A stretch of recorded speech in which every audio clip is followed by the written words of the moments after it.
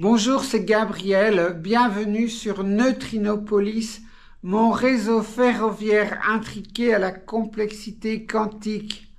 Aujourd'hui, deuxième partie concernant mes travaux sur la jonction entre mon réseau et ma gare.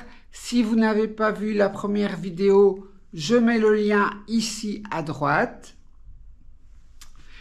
Tout d'abord, je voudrais vous dire un tout grand merci. Vous avez été nombreux à vouloir m'aider, à répondre à mon questionnement concernant mon problème d'essieu. Vous avez été nombreux à me donner des pistes, à me donner des adresses.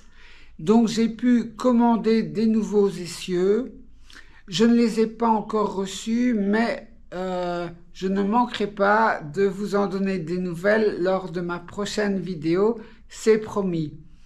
Alors à la fin de cette vidéo, après la présentation de mes travaux, il y aura une nouvelle question que je me pose actuellement. Et donc encore une fois, je compte sur vous pour pouvoir me donner des réponses ou en tout cas des pistes de réflexion concernant la problématique que je me pose actuellement. Voilà, c'est pas tout ça, mais maintenant c'est parti pour les travaux. Je travaille à fixer les colonnes qui vont supporter le pont entre les deux tables.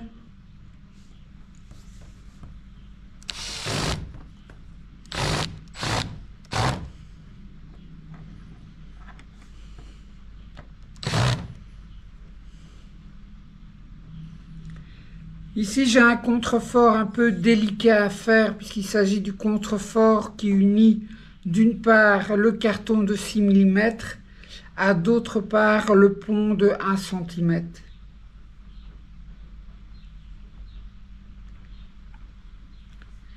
Une vue plongeante sur le contrefort et la colonne. Côté gare maintenant également, je fixe une colonne qui va supporter le pont. Et maintenant, je peux enfin installer mon pont. Je le fixe à la colonne. Côté gare. Alors les vis ne doivent pas dépasser parce que je vais coller du liège au-dessus. Donc les têtes de vis doivent bien rentrer dans le bois. Comme ça.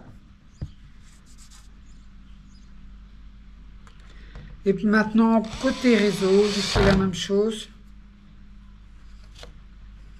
Deux vis sur la colonne. Et voilà. Le pont est déjà préfixé. J'ai un gabarit qui reprend tous les rayons, aussi bien rayon intérieur de la courbe que rayon du liège intérieur, que rayon central du rail, que rayon extérieur du liège et que rayon extérieur, et ainsi de suite pour chaque courbe. Alors j'ai un compas de 85 cm de rayon et je trace la courbe pour terminer le pont qui va faire la jonction entre mes deux plateaux, mon réseau et ma gare.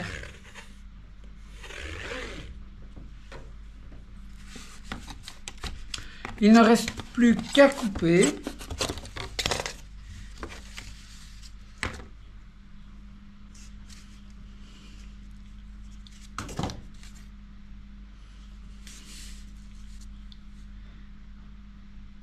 J'ai acheté des plaques de contreplaqué en bois de 6 mm parce que la surface est telle pour ma gare que je n'envisageais pas de faire ça avec du carton.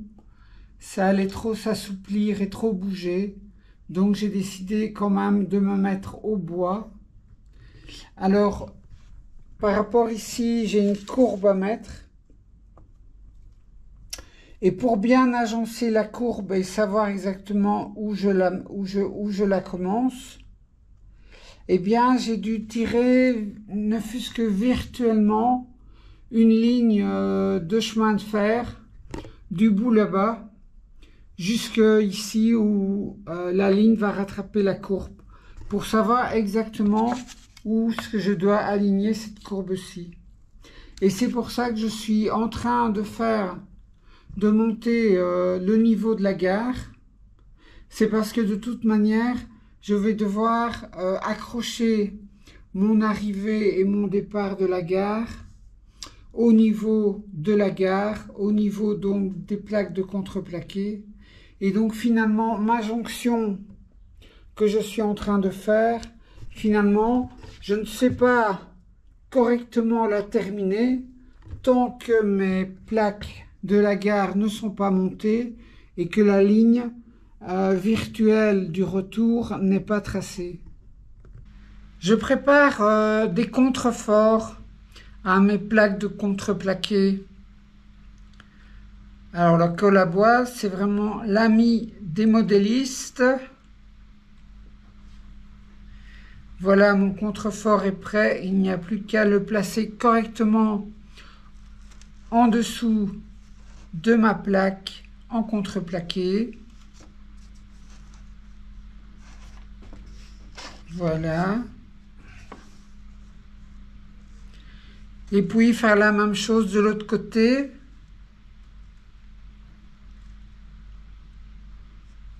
Essuyer la colle qui a débordé et mettre des poids pour faire pression. Alors je scie mes supports pour surhausser mon plateau de la gare.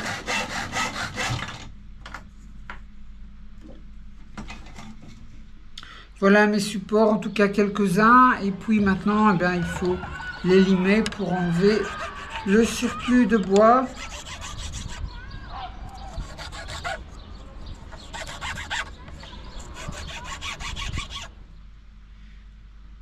Maintenant, je suis en train de placer mes supports pour surhausser le plateau de la gare. Donc, par plaque de contreplaqué, j'ai 8 supports à mettre.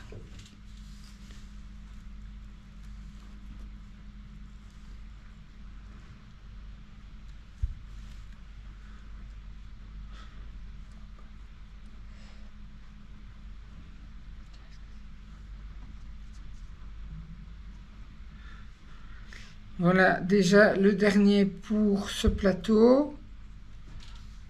Et voilà ma première plaque de contreplaqué qui est prête, qui est surhaussée. Alors voici ma deuxième plaque en train d'être montée. Et je suis également en train de mettre les supports pour surhausser la plaque, la mettre à bonne hauteur.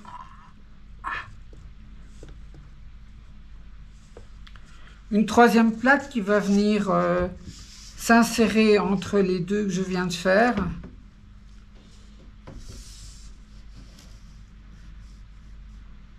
Alors vous voyez, c'est tellement bien fait que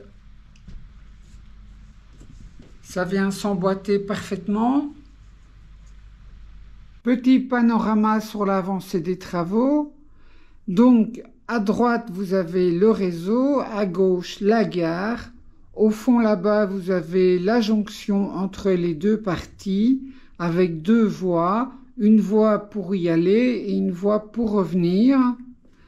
Vous avez déjà donc le plateau où va se construire la gare qui est prêt. Et puis vous avez donc, puisqu'il faut bien revenir à un moment donné, vous avez la boucle qui permet de revenir vers la jonction et repasser vers le circuit. Alors la boucle, il y aura la voie principale et deux voies secondaires qui seront des voies d'évitement. Maintenant, sur la partie de la gare, j'ai déjà commencé le pont, donc progressivement une très très légère remontée pour arriver au niveau 1 du réseau, puisque au niveau de la gare, nous serons à un niveau intermédiaire entre le niveau 0 du réseau et le niveau 1 du réseau. J'ai choisi de mettre ma gare à un niveau intermédiaire entre les deux. Je trouve que le niveau 1, c'est parfait pour regarder les trains circuler. Par contre, pour éventuellement manipuler les trains, c'est un peu haut. Et donc, j'ai choisi de descendre un tout petit peu le plateau de la gare. Au niveau maintenant du plateau de la gare proprement dit, les 4 planches en contreplaqué se sont vraiment agencées au millimètre près. Et donc à la limite, je n'aurais pas besoin de les attacher ensemble, de les solidifier avec des vis. Mais je vais quand même le faire, je vais mettre chaque fois 2 vis entre chaque plaque pour être certaine que ça ne bouge pas avec le temps.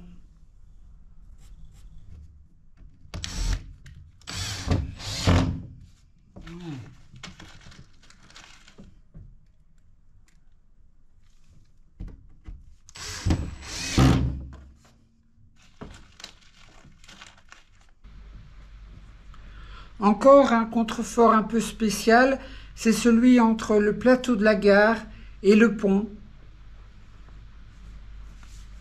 Alors je suis en train de le fixer avec de la colle et je vais le laisser sécher avec un serre-joint. Une fois que c'est sec, je n'ai plus qu'à poser mon pont. Puisque le plateau de ma gare est installé, que ma jonction pour venir sur le plateau est prête, je peux maintenant assembler ma jonction pour revenir. Regardez, j'ai fait les marques sur mon plateau où va arriver la voie pour remonter sur mon réseau à gauche. Donc je vais pouvoir assembler correctement ma courbe pour qu'elle arrive juste au niveau de ma voie. Ah, ça coule. Merde.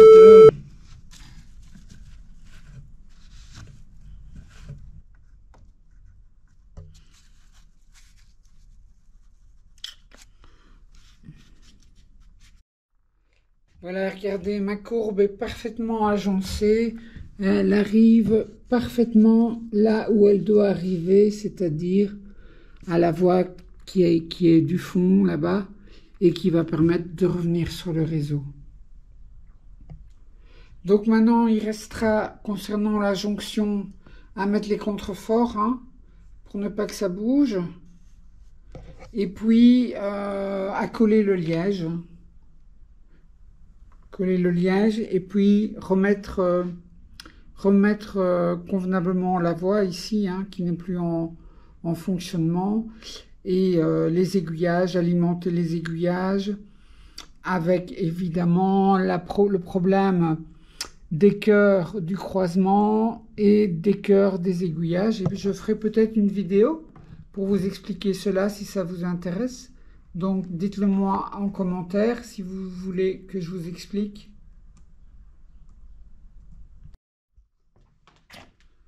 Enfin aussi, il me restera à faire une gaine de service en dessous de la voie pour faire évidemment passer les câbles du réseau principal vers la gare. Les câbles dont j'ai besoin, c'est-à-dire l'alimentation DCC, une alimentation 12 volts pour les relais, et puis certainement encore d'autres choses que j'aurai besoin. Donc en dessous ici de cette voie, je vais faire une gaine de service que je pourrai refermer pour ne pas que les fils pendent en dessous. Ce sera bien propre. Donc ça, ce sera pour la prochaine fois aussi. Voilà, les travaux sont terminés pour aujourd'hui. Alors, actuellement, je me pose une question. Dans l'état actuel de ma gare, ce serait le moment de prévoir si je laisse un espace pour mettre un jour un pont tournant et une rotonde. J'aimerais bien, mais je me pose beaucoup de questions, et notamment celle-ci, c'est si j'achète un pont tournant et que les rails qui sont inclus dans le pont tournant sont du code 83, est-ce que je peux les remplacer par du code 100? Est-ce que les rails sont interchangeables? Je ne sais pas, ce n'est pas clair dans les descriptions des articles en vente sur les sites de modélisme ferroviaire. Je ne sais pas si ce que je dois faire par rapport au fait que j'utilise du code 100. Est-ce qu'il me faudrait prévoir avant le pont tournant des éclisses pour m'adapter en code 83, donc de passer du code 100 au code 83, et éventuellement, après le pont tournant, repasser en code 100, ça ne va pas être très élégant, j'ai pas trop envie. Moi, j'aimerais bien rester en code 100. Alors, j'aimerais bien, si c'est possible, que vous me donniez votre avis. Existe-t-il des ponts tournants qu'on peut acheter et qui sont en code 100 ou bien qui sont interchangeables en code 100? Merci beaucoup déjà pour votre aide précieuse. Vous êtes nombreux à me répondre et vous êtes toujours, vous avez une expertise incroyable que je n'ai pas, donc vos avis sont vraiment toujours les bienvenus. Voilà, je vous remercie en tout cas d'avoir voyagé avec moi sur les rails de la créativité, mais n'oubliez pas que la prochaine station, c'est la vôtre. Allez, salut, au revoir, à très bientôt.